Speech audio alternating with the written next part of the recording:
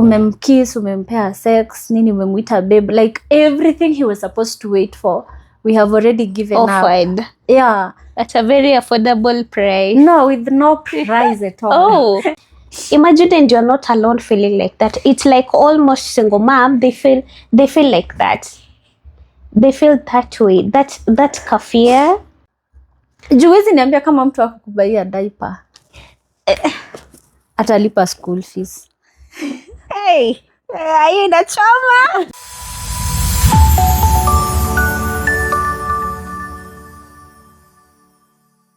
Yeah, so hello guys, how are you?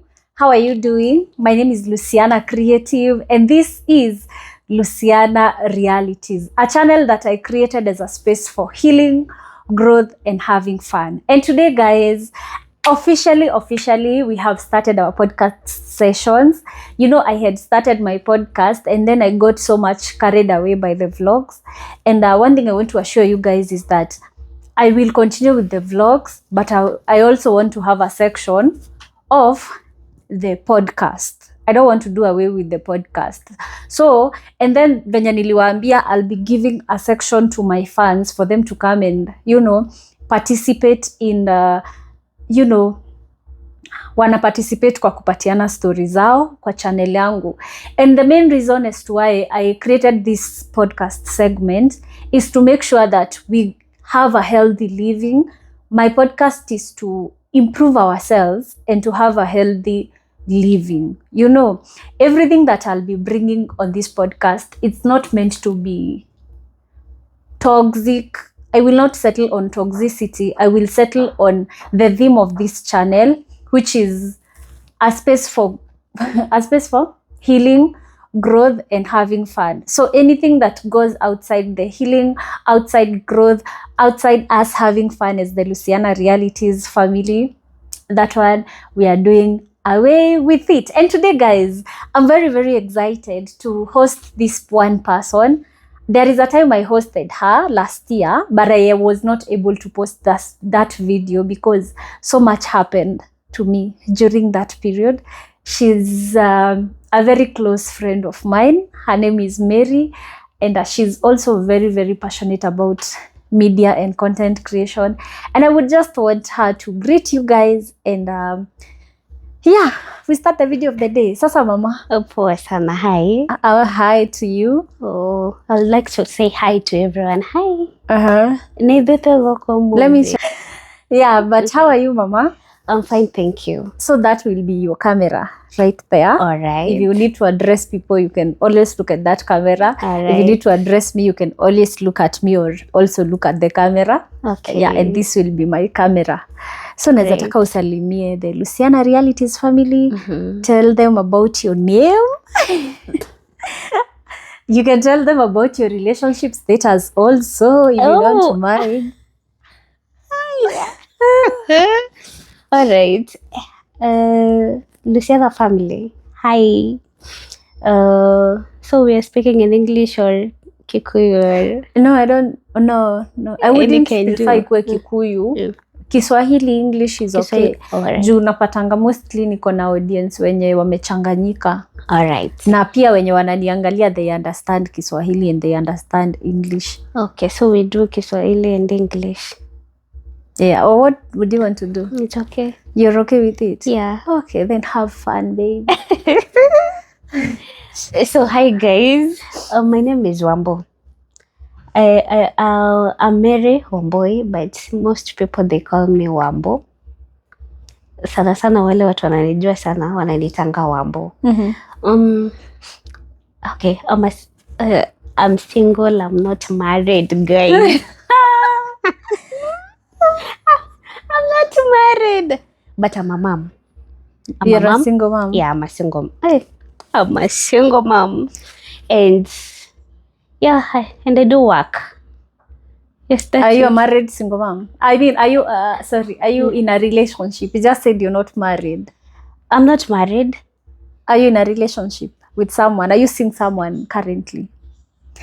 Are you in a situationship? Okay. Right now, I can say that Let me say. Don't give me that look. I'm listening Don't because give me that I'm look. I thought she's single. Why is she hesitating? It's not like I'm hesitating. Okay, let me Have you say. been hiding something? Let me say, I'm not hiding something. Okay, you see, you find yourself in a situation where you thought maybe you have begun something, like you began something, and then all of a sudden, it's like, man, I think I was dreaming. What do you mean? Because, okay, I don't know whether it's the right time to say, but is it for the last 3 months? I was trying, guys. I was really trying to speak with someone. Okay, we met once, and I thought maybe from there things will pick up, but along the way you find that maybe it wasn't. So You mean you are trying to talk to them? Did they ask you to be their girlfriend? okay, Or did you just read the signs and you're like, this guy wants me? okay, let's say men can, okay, I don't want to say men can lie, but he showed interest. And okay, the first moment somebody says, you know, hey, I'm single and you are single too, and you look good, and I'm interested, kinda. As much as people, they're not promising that I will marry you, but they are calling you every morning. They are calling you. Okay, squeezy what wanasema feel special at your own risk when someone calls you mama, my darling. Oh, what do you mean you're calling me mama? How am I not supposed to feel special? Yeah. I think that's where I was. Yeah. Until I looked back and I was like, I think maybe he calls everyone like that. Oh, he used to call you mama.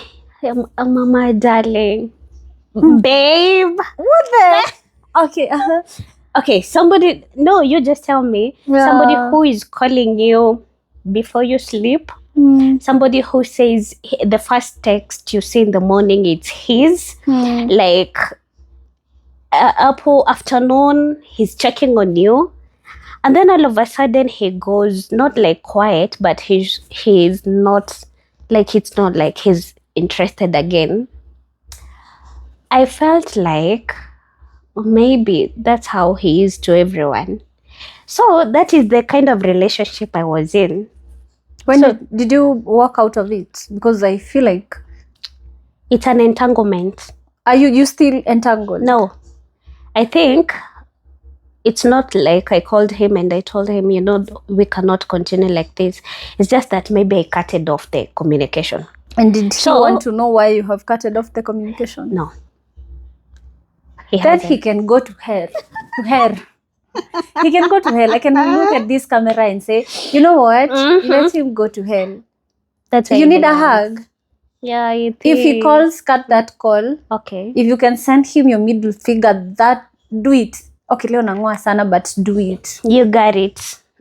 You know, like somebody cannot just love bomb you like that and then disappear like you. Yeah. And then, you know, I was kind of confused. I don't know when you're supposed to understand this, but also I think at the same time, the matters of love, they don't have a algorithm. Yeah. Because I think there are certain age you should be knowing where you're heading, but at the same time I felt like maybe I'm confused. You see where you are, like you have a friend who is telling you don't scoop that low. Yeah. Like don't stoop that low. It's like you are the one who is chasing him. And then there is somebody else who will tell you, manze pia wewe uko na kiburi, you're not showing interest. If he's not calling you, why are you not calling him? And I'm like, bro, am I?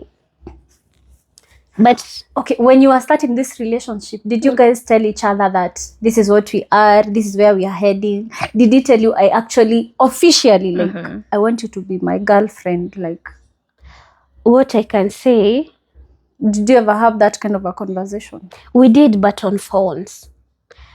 But we met once. You gave it up that one time? I don't know. That's why I was getting confused because, but he's not okay. Both of us are busy. Like you slept with him? No. That one time? No. Okay. But we hugged. Yes. I don't know what hug means. But it's okay. It's well. I think we have all been going through those kind of things. I think love in a manual. If you sit down with women, almost 99% of us will tell you that we have gone through that. And sometimes I came to realize it's because from the beginning, we don't sit down and discuss, like, it's okay, like, we have feelings for each other, but do you have a girl somewhere, you know? You know, can we give ourselves time? Because the problem was, you didn't give yourself time to learn about each other. I feel like this period that you were dating was supposed to be a period of you guys knowing each other and meeting up, not calling each other babe. That is the biggest mistake I feel like we keep doing every time. And we forget so quickly. Because msingeitana babe the first week. You know, mejuana the first week he has already owned you. Yeah. And what happens is that, and then he doesn't call anymore. You start chasing him now. Probably he had someone else alikuwa anakupima akili. Before you know anakupima akili, you shall fall in love. But why would he lie? Because you yourself, okay, I'm not blaming you, but this is a mistake. I think you. Next time, and I tell you all the time, Mary. I tell you all the time. I never learned. I know, guys. Me, I always tell her. You see, the first 1 month, juni mistake mi nishawaifanya vibaya sana. It should be your talking stage.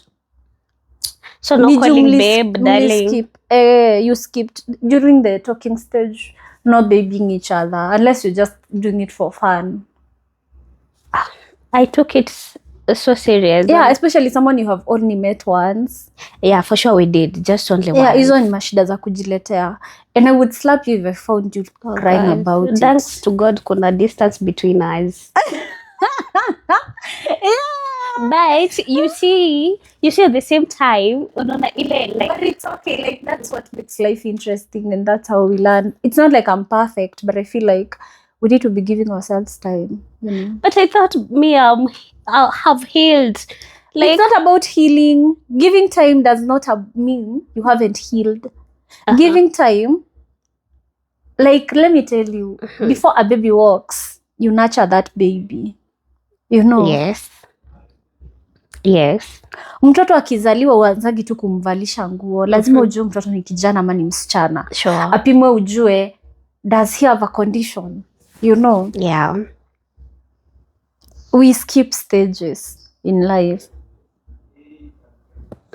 Ujue the first day, even me the first week, if I meet you, I'll be very careful about what I say, how I eat, how I dress, because I want to impress you. And I want you to call me on a second date, you know? But the more, if you start spending time together, before, me as a girl, unajua these people are the ones who are chasers. So we are the one who are supposed to give them time. Like, we steal time from them to, like, I'm not so sure. Like, it's good to give them that space. Ya kufikiria, is she sure or not? Okay. Men are chasers. If he gives up on you, that means...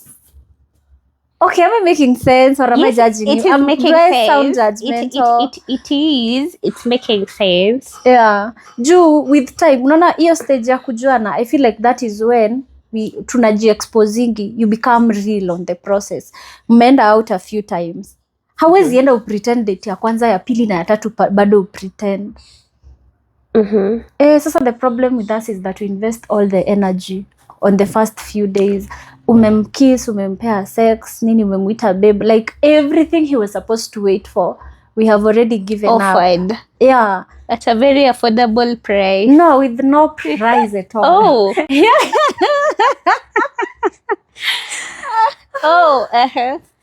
Okay. You know, I think ata kale ka pressure ka, like, bro, I'm not dating. Like, how am I not dating? Like, you feel like, manze nimekaa soko sana. I know. I should get someone. I know. You know, you're one of those friends that have been my friends for so long. Before I even got married, you are my friend. And you are still a single mom during that period. Yes. And I've seen you, like, hustle a lot. And at least I want to do something. but you've been through so much boy drama, and I'm like, no. I learn a lot from you. Especially in that second relationship that you were telling me about. You remember when I came to your work office and we sat in the kitchen? Tukipika chai. Tukipika chai. I was listening to you and I was like, you know what? And I could not tell you the things that you are going through are the same things that I was going through at that moment. I remember that time you was pregnant. I was pregnant. Yeah. But I really listened to your story and I learned a lot from it. Because I was like, I would actually want you to give us your story before that, because we are both single mothers. Yes. But then how did you become a single mom? Because I know we'll be having a lot of these conversations here. Okay. Actually, how I became a single mom. Okay, sometimes I don't judge. Like, I really don't judge. Yeah, me too. But if me as one boy, if I see a man that you're not showing interest, or maybe 500 is too expensive or you cannot afford for your kid, I forget you. Actually, my boy, he turned 11 years. Wow. Yes. So it happened like 10, 11 years ago. And, I do tell people that I have never met that guy, Tena, and people couldn't believe it. What do you mean? Like, for sure. Like, the last time we saw each other when I was pregnant, I was 5 months pregnant. Wait. When was that? How old were you? Were you in school? What happened? Like, give us the story. Give us the genesis of all this. What happened is, I was a head girl, a CEO leader, a very good girl. I wasn't dating. And then it happened, easy with two peer pressure. I had a girl called Susan. Susan, God is seeing you. You are in high school. Yeah. You're not telling us. I was in high school. So this friend of mine, it was during midterm. And she was like, why don't we go home and spend those days maybe at home? So I talked to my mom and she was like, it's okay, just go and behave. So we went. Actually, walikuwa na reside on Ruiru. After going there, one day, Mama Susan sent us to the market. So Susan, she had a boyfriend. Maybe nikampeleka akaniambia, I don't know Ruiru, so I'm just following her. But I think it's something that happens to most younger people, like influence and maybe to make decisions. So I followed her. Guess where we went? To her boyfriend's house. And I don't know whether it was intentionally, because wakiwa bedroom, I will see them wakinichungulia. So I don't know. So from there she was like, I can take you to a boyfriend's house and I'll sit there outside. Aka naishi single room. And I was like, maybe nimekuwa danda too much ama for so long, ama I don't think, maybe I'm not like others. So after that one, tukarudi Nairobi. I decided. Tukafunga shule. After midterm, going back to school, we closed the school. Shushangu alikuwa naishi Coach. Unajua Coach? Shushangu alikuwa naishi Coach. So I told my mom, naenda kwa Shush. Because I knew Shush akienda job, I have all the times. So on that particular Sunday, nikaambia Shush, I don't have the proper clothes. Acha ni baki huku. Left and unajua kwetu kwa kina my mom ni wakorino. So the dress that I showed her that ningevaa, she was like, oh please, just stay here, utaenda kuniaibisha. And I took that nikaenda kwa boyfriend. So when I went there, we were like, okay, can we try? We can do it. And we tried it. But the funny thing is that I got pregnant and I went back home. Kitu kaniambia I'm pregnant. Ingine kaniambia no. Shule zikafunguliwa. I went back to school. You broke your virginity and made you pregnant the same day? Yes. Okay. And I went back to school. Na nikasahau, not like nikasahau, like sikujua, like sikurealize. So after the second month, I'm like, kuna kitu ambayo si proper na mimi. To cut the long story short, I discovered I'm pregnant. I called the guy. Nikamwambia I'm pregnant and my mom, she's very mad at me. Na nikaenda nikaishi na yeye for 1 month. But the guy, he was very hostile. You were how old? I think I was 18. In Form 4? In Form 3. In Form 3? Yes. And was he a student also? No, he was not a student. Yeye alikuwa anafanya kazi. Aya, nikamwambia, and he was very hostile. He was very hostile, like it was very unbearable. What do you mean with hostility? Na utuambia kwa Kiswahili tuelewe vizuri. Alikuwa anafanya nini? Like alikupiga? Hakunipiga, but he was very cold. Because at that moment, remember, ameleta wageni kwa nyumba, anadanganyana, Maria yuko hapa na niko hapo na sasa naongea na women. Haya. Ilibidi mara natoka naenda ananiacha. I'm pregnant, I'm alone, there is no food, nini, and I called my mom, nikamwambia I can't bear this. So she was like, okay, just come back home. I went back home. Nikaenda kwa shushu yangu bado. My grandmother alini accept too. And nilikuwa na feel like I'm away from people who knows me. Niko sawa na shushu yangu na nini. And that's how I gave birth na nini. So I gave birth. I tried calling the guy. You know, until my son was 5 years. You know, mimi nilikuwa nasema I'm married. Sikuwa naamini ati nitaja kubali kuwa single mom. Sikuwa nimekubali ati kuambia watu I got pregnant and I stopped schooling and I never got married. Yes, sikuwa nimekubali until 5 years later. I was like, kwani ndaishi mahali pamoja? Ninampigia simu anapea watu, nampigia simu like ana receive too, he won't talk. The funny thing, for 5 years he has never seen his son. But actually I don't feel like calling my son his son. He's not worthy to be his son. But that's how I got over him. In fact, hata sisi tukakutana, I think ndapita too. Yeah, that's how I became a single mom. Wow.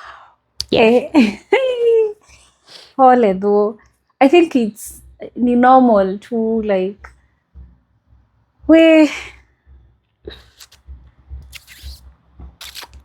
so like ever mjeongeleshana na baba ya mtoto. Unajua mimi hata hajai try sasa ku reach out later.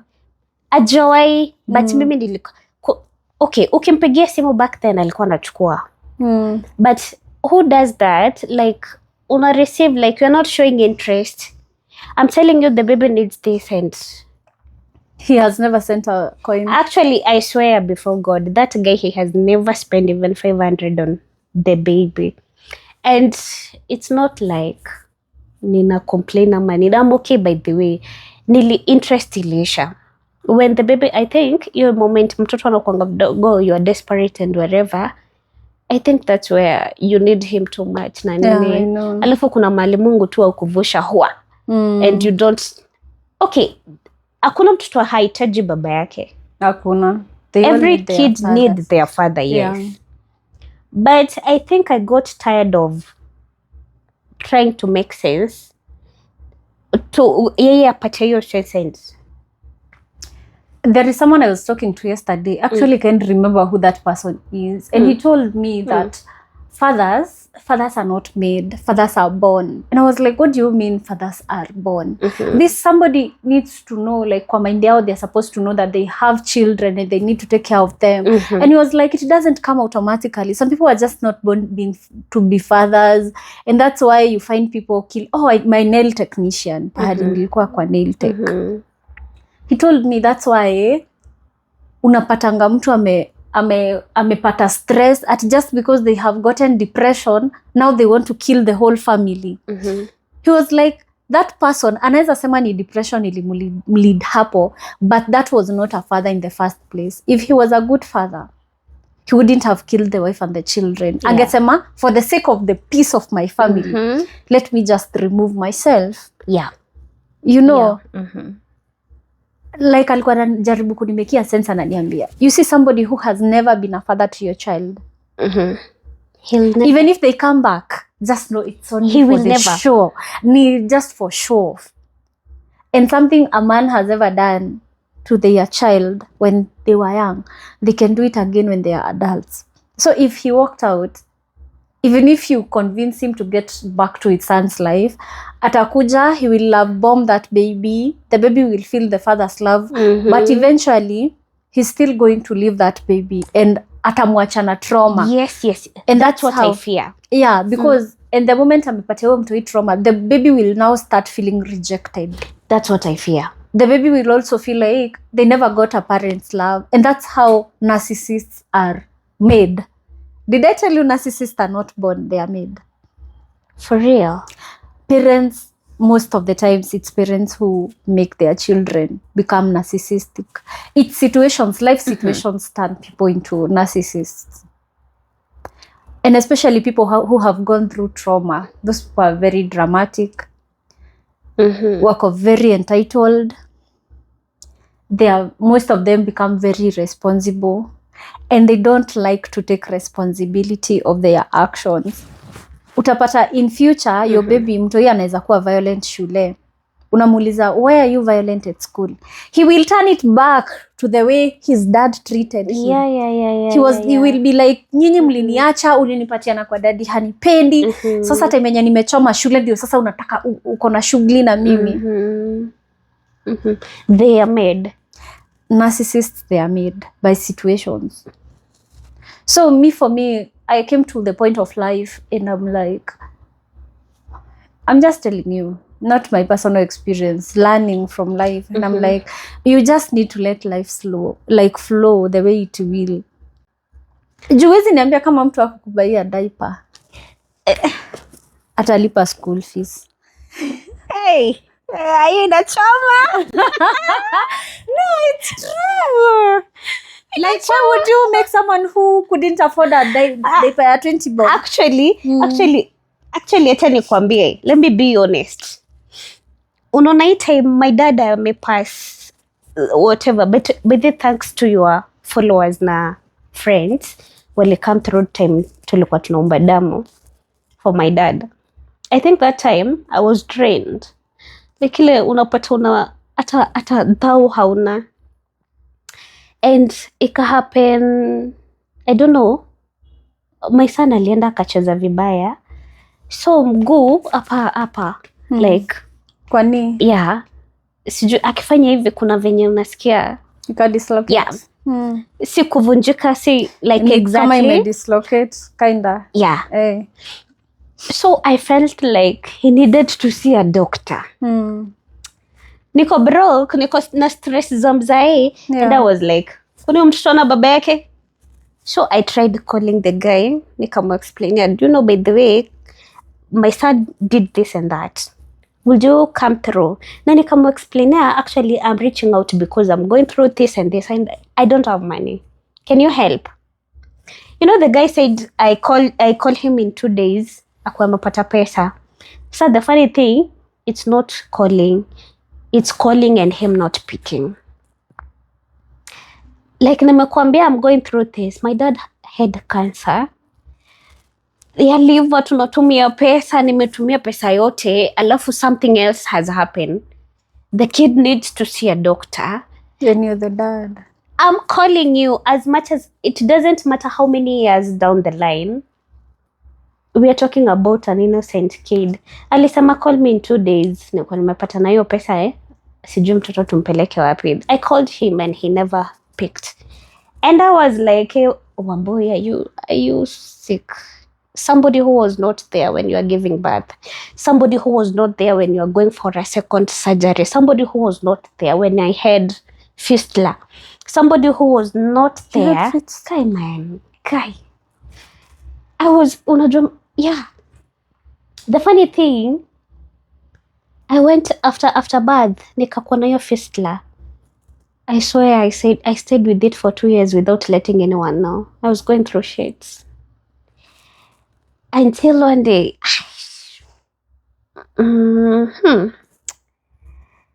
okay. Until one day nikajipeleka hospitali. And me, my life, I'm like, I go through shits and I don't let anyone know. I'll never let anyone know. No, it's okay. I can't hold your hand, but Nikajipelekanga St. Mary's. St. Mary's ya Langata. I went back to theater. Nikatoka theater. So Nikumbujeni Hill. Nililazwa for two weeks after it. So after it ndio napigia watu, hey, kwani mko mnakuja kuniona? And they are like, where? So hata brothers wangu wako zile za, Wambo ni mgonjwa wapi? Wanasikia sasa, in fact hata fistula it's bad. Ni ile kitu ina aibu ile you cannot tell anyone. You can't tell anyone. So my brother ko zile, Wambo we ni mgonjwa wapi? And still back then I think I was still naive. Because Teze can face you and tell you, do you know fistula happens this and this. Hiyo time nilikuwa nashindwa nitawaambiaje? How do I tell you? So in fact baadaye I think Madhe alijaribu kuwaelezea juu niliwaambia after sasa time ya kudischarge nikamwambia by the hey, nikujueni sasa nimetoka operation naenda home. So that time ya mzee ndio nilikuwa nasema sasa msaje kuwa involved in my life.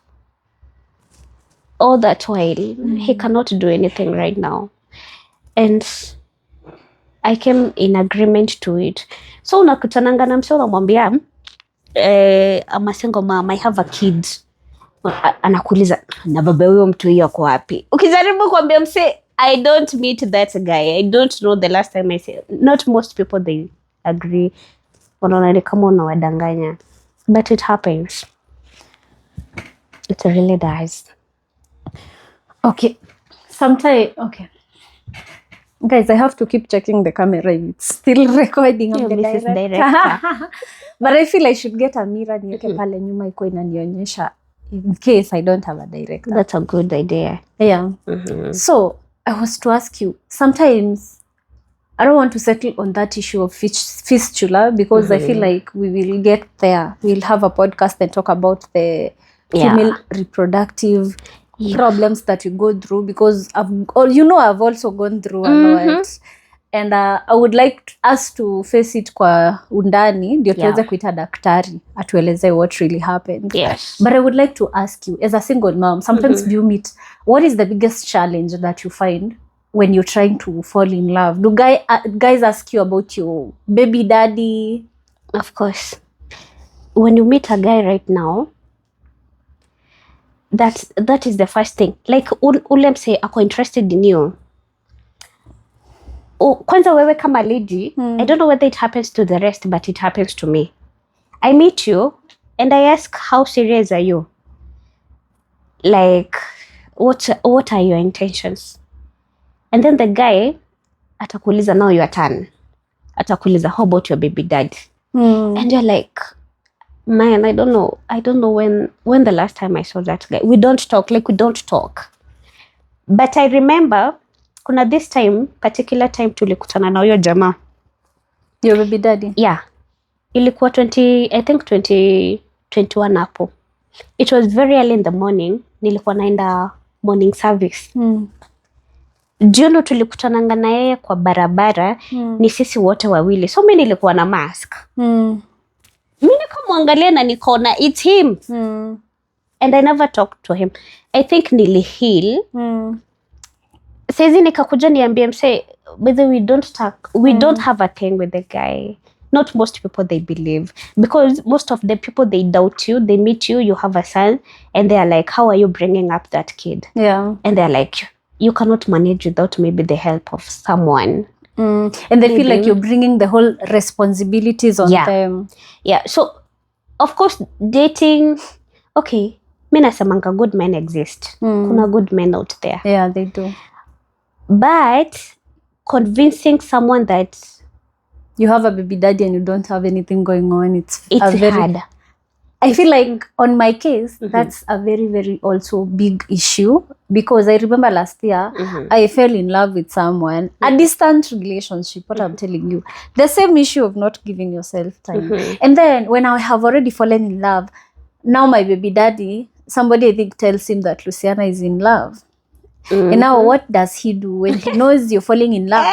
He tries on social media to make people think that you're back together or he still have a chance with you. You know, yule ni msee mwenye akikuona na mtu, he will even post you for a whole week.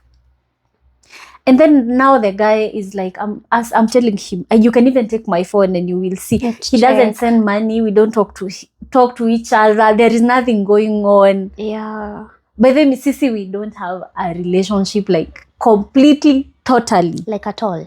At all. Like you will never hear him asking about anything or me asking him about anything, unless he needs to send a threat to me. Like the things like, you need to go to social media and say this and that if you want child support. If it's favoring him, if he akifika pahali aone like there is something that is going to affect his reputation, that is when he remembers, oh, I have a baby mama. If my baby mama goes out and speaks something positive about me on social media, people are going to find sympathy and side with me. That is the only time he remembers to talk to me. Oh.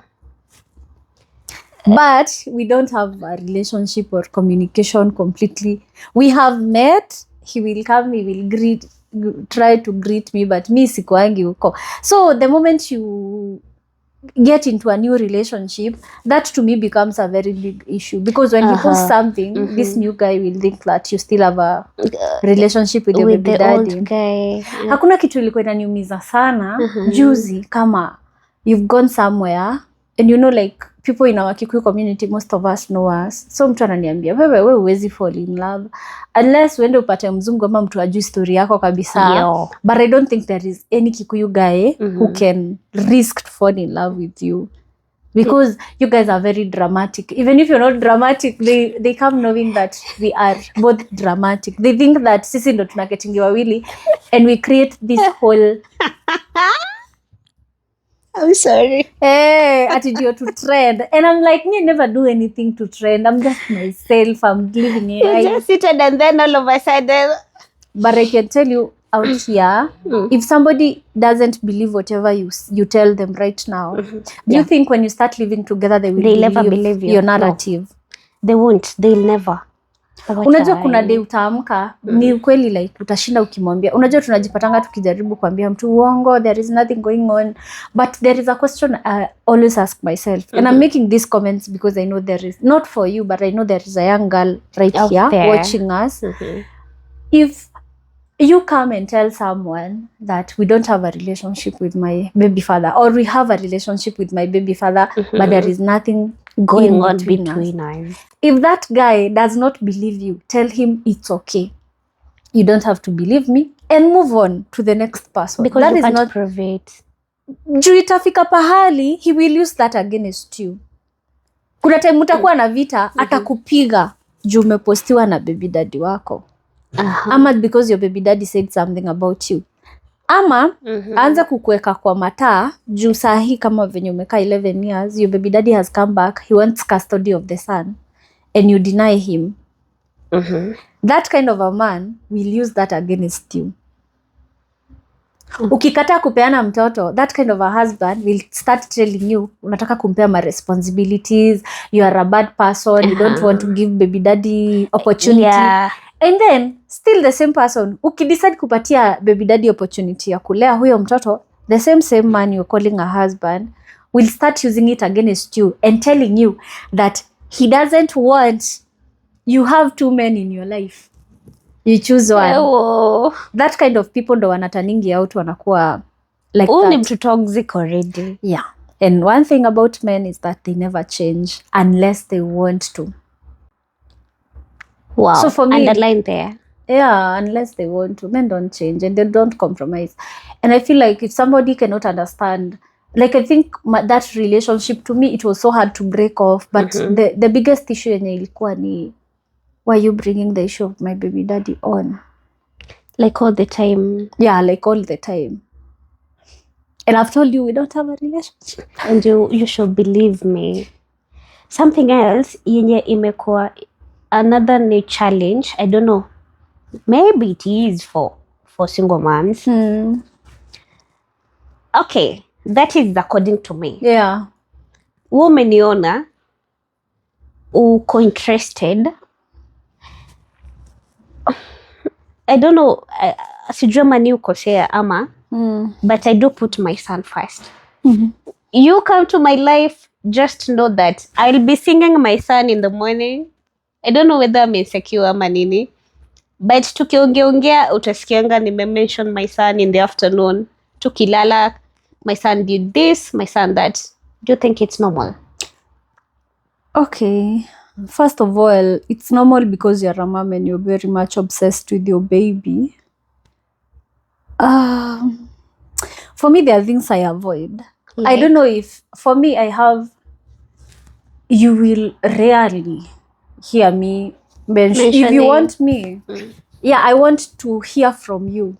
Like, I want it, for me, like, I want it, especially, like, for example, like right now, I kind of have someone in my life, kind of. Like, there is someone you've been seeing me on social media. For me, I don't find myself telling him about my son and everything, because I don't want to bring the burden to him.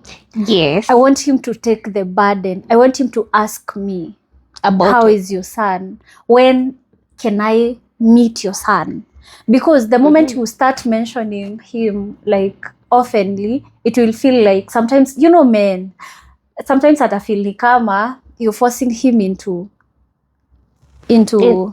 you're forcing him into wanting to meet your son. You know, yeah, I feel like the fact you should just mention your child, the first stages, that is me. And vitu zenye nimefanya, like, you know, I love to observe and to read a lot. You know me. So I feel like it's good to just mention that I have a son. And that's it. And he goes to this school, he does this and that. The rest, let it be mysterious to this guy. How do you provide for your baby? How much do you pay your house help? How much rent are you paying? You know, let it be a mystery to him. Ata akikuja ona nyumba yako, let him, and how your son is. Acha baki hapo akijiuliza, how much money is this girl spending on the son? Okay. Don't make it so obvious and bringing everything onto the table. All right. If he's curious, if he wants to know, if he wants to get involved into your baby's life, you will see. He will be curious. Now, let him be curious. Let him want to know, how much do you pay school fees for your child? You know. Something else. How often do you shop for your baby? Do you take your child out? Can I join you when you're taking him out? Let him just hear you say, napeleka mtoi, siko available leo, I'm spending the day with my son. But don't preempt a lot to him. Asifeel ni kama, mbona sipeani advice. That is my opinion. Like, that is how I take life. That is how juu nimeona, like, because I have realized the moment you start mentioning a lot, that is when they take that opportunity to ask you about the father of the child, because they feel like, these things you're telling me, why are you not telling the father of the child? Amen. So for me, it's just a defense mechanism that I developed on the way through learning. All right. Yeah. Okay. There are this type of men. They date you. Yeah. Washindwe tu. Okay, but that's according to me. Washindwe. Washindwe. Speak up. Okay. They meet you. Yeah. And then all of a sudden, they want to come to your house. You know, for me, I feel like my house is my safe space. But, hii type ya men wanakuuliza, ama nikikuja ndapigwa. Like, for him coming, it's like a way of you proving that kabisa you don't have someone. You see, like, anataka tu akuje. So every call you see, ninaweza kuja. Mimi ukata. Am I weird? Not even kukata. That word should never come from a man's mouth. That's it. I wasn't wrong after all. It doesn't have to umekubali ama umekata. To me, that's a very obvious rule. Like, if you even joke, I remember the other day before I met 90, I went on a date with a guy. Mi nilikuwa nachukua Uber na yeye alikuwa ende zake. So nikamuuliza tu kama jokes. Nikamuuliza ama twende na wewe kwangu. Akakani kama anakuja. I was like, bro, do you know from that night na kama anawatchigi hii podcast najua. Sijawahi muongelesha tena because how the fuck would you want to visit me at night in my own house? Like, what do you expect? The house that I pay rent in. For me, a house that he doesn't pay. Even if he pays. He shouldn't. My route, so long as it's mine, even if you're paying rent, you're just paying it for my convenience. Unless unihamishe basi, utafute nyumba ingine yenye ni yako, unilipie rent na unibaie zile vitu zote nahitaji, nikuwe kama bibi yako. By that way, you're supposed to come into my house. Because I find situations where, and this is a very big mistake that most single mothers make, you start inviting a man into your house. If this man is married, for example, or he has a wife or a girl, he wants to divorce somewhere, atakuwa anaachia huyo demu hiyo nyumba yake, anakuja kwako. By the end of the day, utapata mshawana na huyu jamaa. Juu amekatalia kwako, arehaga igoti, muthenya ucio ngakarehe ke. And now, you become the provider. You will automatically find yourself becoming the provider. Jumewana, but your house has turned into his house. And you know a man is always a man. Atakuwa na kurule over and in you'll be taking care of him in your own house. And there is no way utaweza kumfukuza. And you know, me, I feel like a man should be the provider. He should be the head. He should be guiding us. You know, we are all like, yeah, like he should. All the way from the beginning, it was supposed to be. It should not like even that. be a joke. Like, can I come to your house? Not like he can't come or he shouldn't come. You can invite. You feel it in your heart. Ask him probably. Can I host you for supper in my house? Kama umesikizana na yeye yako na hiyo nini, unaweza muinvite for supper na akuje. But a man asking you to come into your house, it's a red flag already. It's a red flag. A man should be asking, how can I make your life better? How can I support your hustle? What do you do for a living? You know, what don't you have? Now you're talking.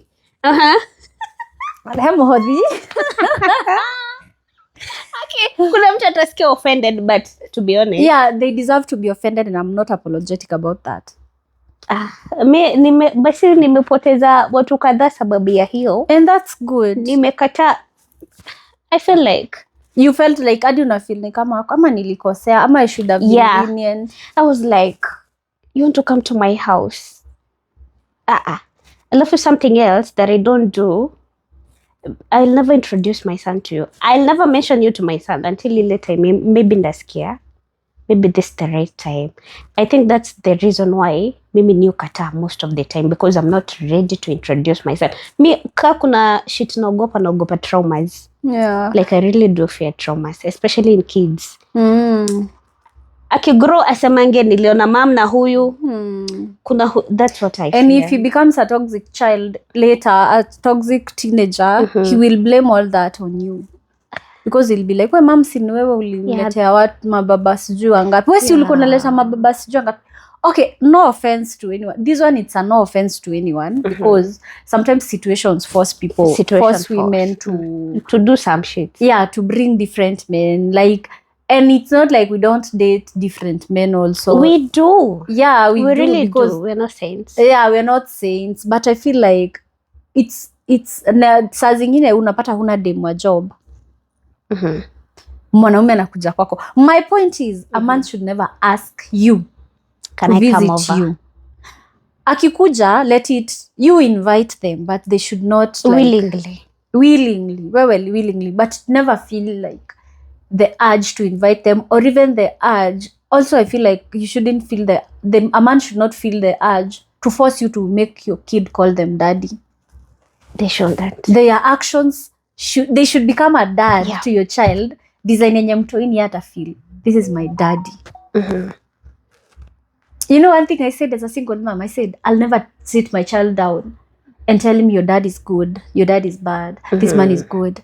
If you want my son to know that you're a good person or a bad person, sitamwambia babako ni mbaya, huyu ni mbaya, ni mzuri. Kukua single mother, like, ni ngumu. But you see, you don't need to do a lot for you to know that a man is good to you or a man loves you. Hiyo ni kitu nimerealize because I feel like I've met the two sides of life. I've been with a guy who doesn't give a shit, and I thought they did, because this day they have come and given me promises, they have given me money, they have paid my rent, and then I've met a guy who is intentional, a guy who cares about you. You know, a guy who cares about you will not remind you about your past. They will defend you if you need to be defended. You know, atakuwekea security, and the moment ukikosea, he will not fight you because umekosea ama misbehave. He will correct you. Now for me, I've found the difference between the two, and I'm like, I used to work so hard, to cry so hard for this. To feel like, I used to feel like I'm not good enough, but it's only because I never give myself time. I never gave myself time to learn about a person. Yeah, I feel like the word I love you to me should be very, very expensive word. And I'll come with a video and talk about the mistakes that we make as single moms. When you hear somebody says, I love you, that's why most people tend to lose it. Okay, you see, when you're a single mom, there is this time I was in a toxic. Sasa yo nitaita marriage ama what was it? I went, hey Jehovah, I went through hell. And I remember one day I went to a church. Back then, tulikuwa tunaishi Mwehoko.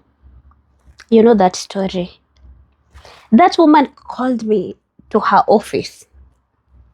She sat me down. Akaniambia, listen to me, young girl.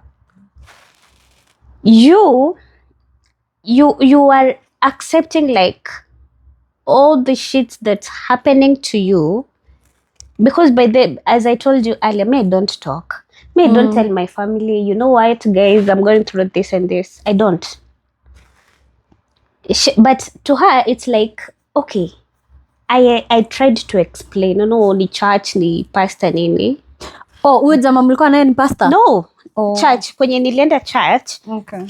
So somebody in church knew that you were going I was going through a toxic relationship. Alafu, you know, still, I think nitacha kuwa naive. Still, I could think that maybe by prayers. Okay, actually, I'm a Christian. I do believe so much in God, and I do believe in prayer. Yeah. But that time I was thinking that maybe by prayers and fasting, maybe the guy can change. And I remember even that time, going to church, I was just to pray for this relationship to work. And she was like, sit here. Unajua aliniambiaje? Akaniambia niangalie. And she was like, you know, I'm not divorcing my husband, even in the next 20 years to come. But I'm sitting you down to tell you, you are doing nothing and you should get out of that house and go live. Akaniambia, do you know, you feel like the family loves you. That's a story that I'll maybe come to share maybe another day, where the family, they hate family. Because you feel like the family loves you so much, and I used to therefore feel like, his family loved me. But akaniambia, that family don't love you.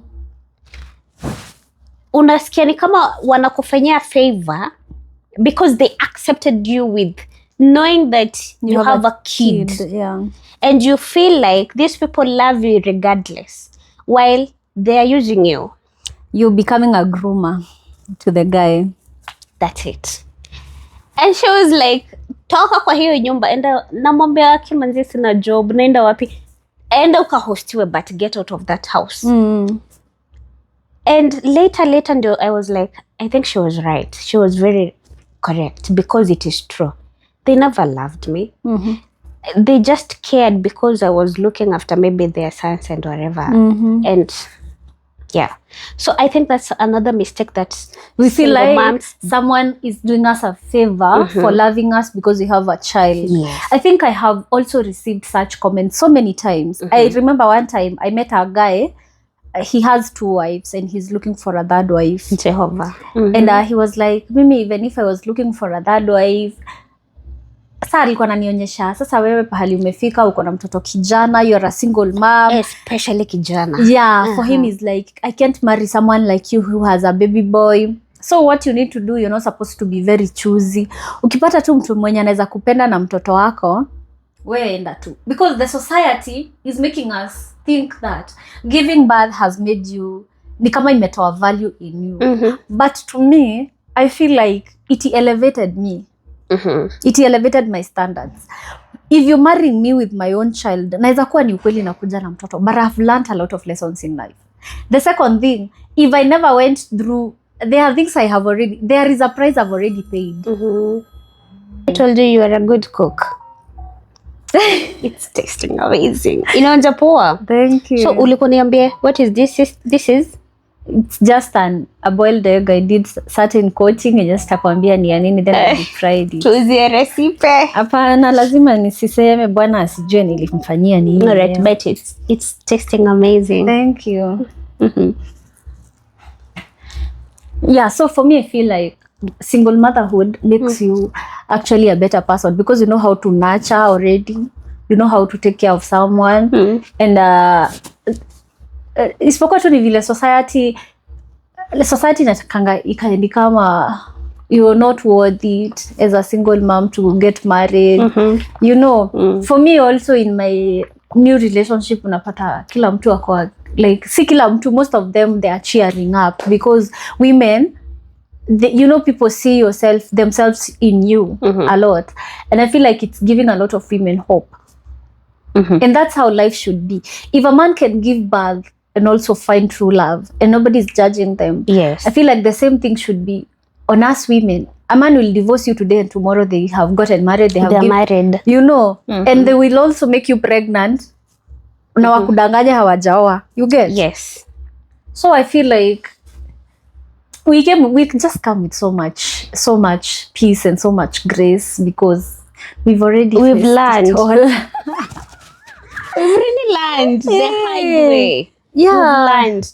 Alafu, I think time imepita, people to stop sitaita stigma. I don't know how to call it exactly. But watu, especially hii time ya, maybe you want to get someone and then they're like, uko na mtoto kijana. I know, right? Yeah, like, na hiyo shida ya kukuwa na mtoto kijana imefanya tukwe tuna go through a lot of issues. Like I have my friends who are doing so well, who are single mothers, and I can tell you one thing. All of us women, we want the same things. The things I'm craving in life, especially in the world of love, they're the same things that you're longing for. And the same mistakes I'm making as a single mom. Do you know they're the same mistakes all of us single mothers are making? Everyone. Yeah, and I think the next video we should actually cover the mistakes that made single moms do. Yeah. In trying to find real love. Yes. And how we can avoid those mistakes, because I feel like it's until we recognize the mistakes that you can be able to actually avoid them. Yeah. But also, okay, kuna hii trend iko sikatai, you know, getting married ama getting a relationship that where the guy has access to a bigger piece of land. It's important ama tunaweza count. I think nowadays hata age yetu, live alone hii ya watoto wetu ati watakuja kuuliza inheritance, hata sisi wenyewe like right now hakuna watu wako na hizo mashamba kubwa kubwa. You know, kitambo watu walikuwa na wana nini, how do I say that, like dem akona mtoto chali, maybe angekataliwa because they were like atakuja ko yago kakoga ya wito. You see, right now we don't have those big lands. And I think I've already, for me, I think even if I get married today, it will be so hard to pass the responsibilities. It will be a lot of time and a lot of work to make me take over the responsibility of my firstborn son to the man who is going to marry me. Yeah. Not like I wouldn't want to do that, but I think we will talk about that later. But I remember one time, there is a time we went to history ya Shakahola, ilikuwa ina trend. So we went to cover a certain story. And that time I had a boyfriend. And before that is first days of my marriage, I believe I was pregnant during that time. So vile nilitembelea huyo mama, tukiwa hivyo wote, we used to walk like the 4 or 5 of us together. So the mom called me kando, akaniuliza, msichana, umeniambia huyo mtu mwenye umeni interview na yeye ni boyfriend yako? I told her yes. Akaniita akaniambia, you see, mimi, I'm going through a lot because of my firstborn son. I lost him, but still hiyo kidonda ijainitoka. Kwa mama akaniambia, you see, ukiolewa na mtoto kama mwanamke, hata kama umekubaliwa aje kwa hiyo familia, make sure chini ya maji you are taking care of your kid. Because her firstborn son died, but she wasn't even allowed to bury him kwa land ya bwanake. Juu aliolewa na huyo mtoto. Akaniambia, me I felt like nimefind refuge after kupata bwana na mtoi wangu amepata familia inampenda. But I didn't know later in life, hata inheritance ya babake mtoi hatawaipata. Like, it was such a emotional conversation between me and that woman. And I was just a young mom, a young lady back then. I was barely 25 that time. And hiyo kitu ilini hit, that design. Hata sahi, I think even if you're a man, you come into my life, you love me like, sijai feel convinced ndani yangu I passed the responsibility of my son to somebody else. Okay, he's not just somebody else. I know, but it's not just somebody else in my life, but I feel like even if you become a dad to my son's life, love your son. I know, but sasa I have a fear in life, and I think I should go to therapy for this, because I feel like inaweza leta issues later in life. Because what if I get married, I'm happily married, and then other children start feeling like I'm favoring Ryan more than the other kids? Hey God. Just because I'm extra cautious about him. No, that's the fear. That's the monster. I think that is, I feel like me thinking about the whole marriage is okay. But being able to, the thought of balancing the fears that I have towards my son's future and incorporating all that. I know.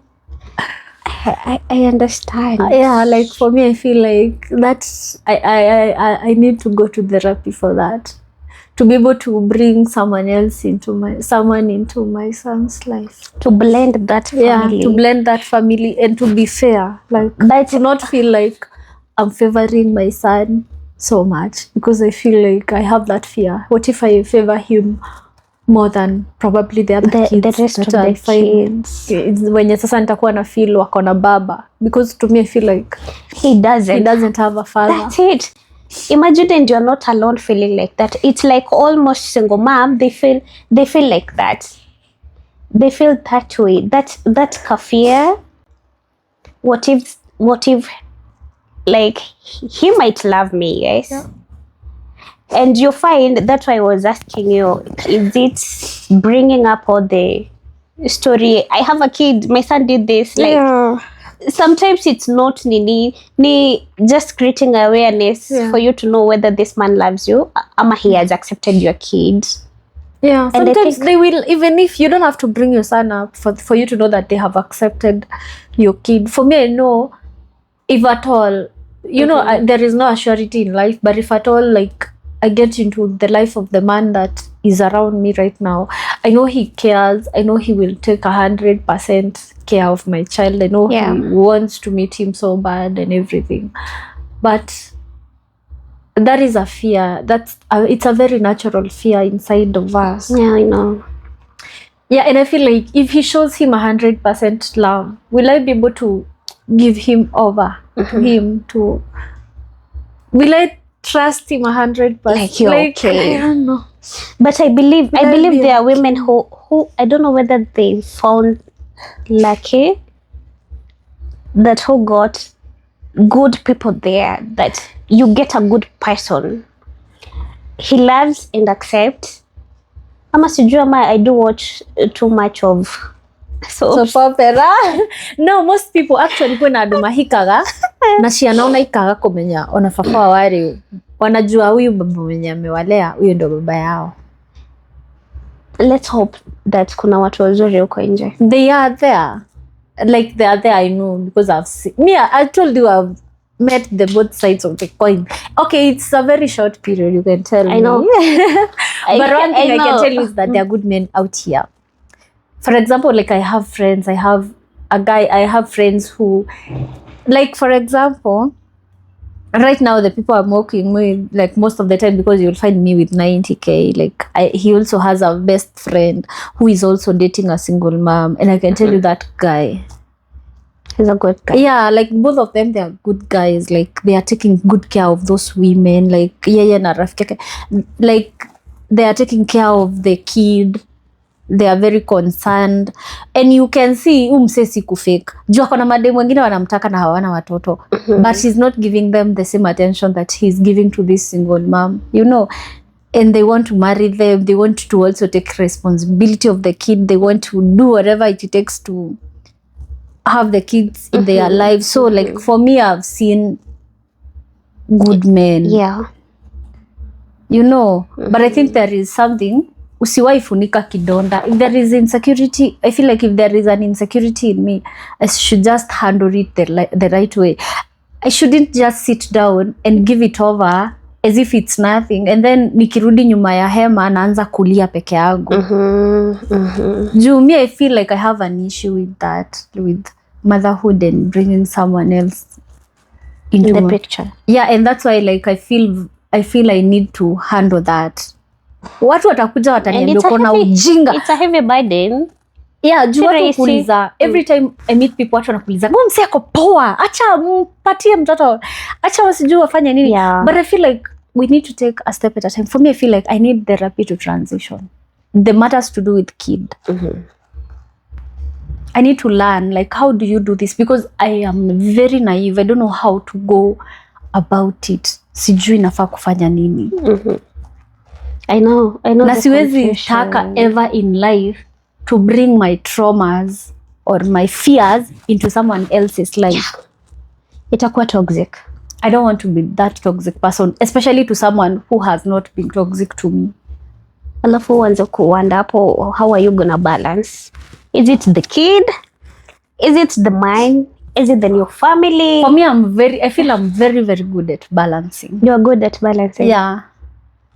If I'm not doing something that is giving me, if it's something that's not making my son's life better, even if I'm here, I'm with someone, I have to make sure, even if I'm favoring you as my man, the favor that I'm giving you is not taking away anything from my son. Wherever my baby is, hayuko hapo because sina time yake. Ako hapo because whatever I'm doing on the other hand, I'm doing it to make also his life better. Even if I'm with a man in my life, I have to make sure that this man is not taking anything away from my son's life. Pia mi bado kwa zile situation yenye kunapata comments of kwetu wako like, where is your son? I pity your son. You're taking... People forget, if you're doing a video, we are only taking 1 hour, 2 hours to shoot this video. You know, if my son nimempeleka home, probably nimempeleka for 2-3 days, the rest of the month, ama the rest of the 6 months, I'm with him. You don't know where amekuwa una comment. Hey, and you don't know what am I doing.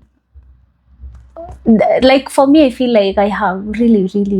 Niye modo agyoka kojirade mamimo rudaishi.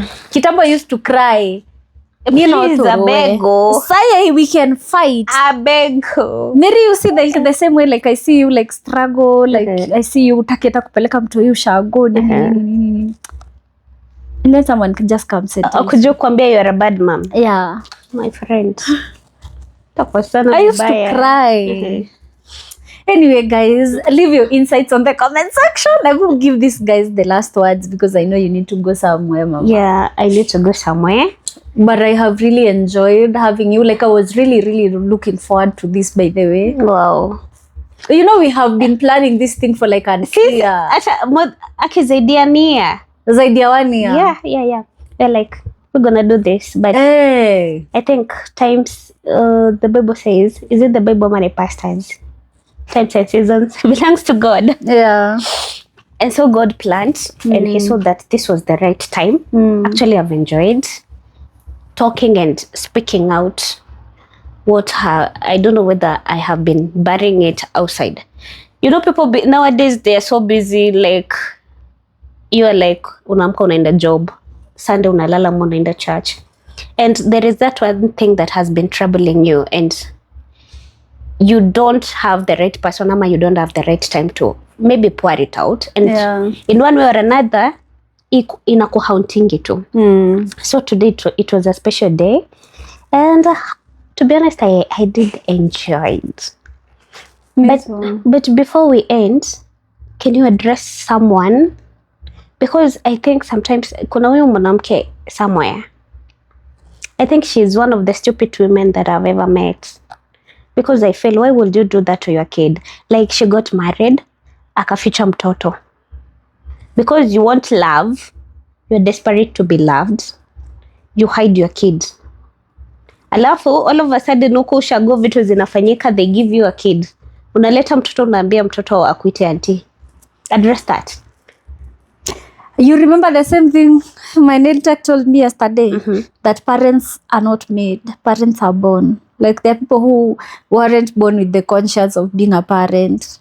Nao ndo watu wenye wanaua watoto alafu wanaekelea depression because of a man. Yeah, I don't believe depression should ever make you kill your baby. It should. Okay, inaweza fanya usahau kumlisha. Inaweza fanya usahau kumwendea shule. But I don't know how to address that. Is stupidity of the highest level. Because this child, what are you raising? What if mbona unyime mtoto love na wewe una chase love? That is being selfish. That's it. That's the word. Yeah, like, why? Like, why do you want to be loved and yet you can't love your own child? You gave birth. You're such a selfish person who don't deserve to be a mother. Yeah. And I feel like that child should be taken away, taken care of, and you forget that you ever have a child. If you leave me with a child like that, na nisikia ati unasemanga hana mama ama something, I'll become the mother and you'll never see that child. If you can't raise a baby, don't give birth. Yeah. Do you know, saa zingine nasemanga badala ule mtoto then umuache, si basi utoe. Like, mbona utese mtoto? God forgive me for saying that. But why should ama enda upeane. Peana kwa orphanage. There are so many women who have been looking for babies. They can't get a baby. Give out your child to women and men who want babies but they can't get babies. You know? Yeah, that's it. Hiyo stupidity ya kusema ati sijui ni depression, maisha ilikuwa imenikumba, niliona huyu mwanaume siwezi mwacha juu nimeko. To hell with all that. And guys, thank you so much for watching this video. Watu wajipende. Yes. Leave your insights on the comment section. Yeah. And what's your social medias? I would like people to follow you. Don't give them your number. Okay. Give them your social medias. Okay. I know why. Nimesema usipeane number. All right. I'm not active on social media actually. But I think I have social media account. I have TikTok. It is at Wamboi.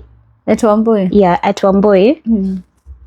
And I have, I think, FB account. I don't know the last time I posted. You have Instagram account? Sina. So guys, next time ukipata accounts, you will share with us. So guys, you can follow me on Facebook as Luciana Creative, TikTok Luciana Creative, Instagram Luciana Realities. Aki guys, Instagram, I really need you guys. At least nimeanza hata kupata 2 likes. Unajua Instagram nilikuwa napata likes 2. For real? Sasa ndo nimeanza kupata 50 likes. Hata sijaanza kufikisha 100. Sijafikisha 100 likes on Instagram. Okay, mi uambie nauza perfume, nitakuwa active social media ndio wakujua ninanunulia perfumes. Tupea namba basi. Sema That's it. anybody mwenye anataka perfumes, namba yako ni 07. Mwenye anataka perfumes, you can Na just unaziuza DM. from how much? All the way from 1,000 bob. 1,000 bob. Yeah. Namba ya simu ni 07 45 627. Hiyo ni ya job. Yeah, Okay. ni ya job. Okay. Ni ya job. Okay. 0745 627084. Tena 0745 627 084. yeah, so thank you so much guys for watching. Yeah. Have a good night and I'll see you on the next one. Bye bye.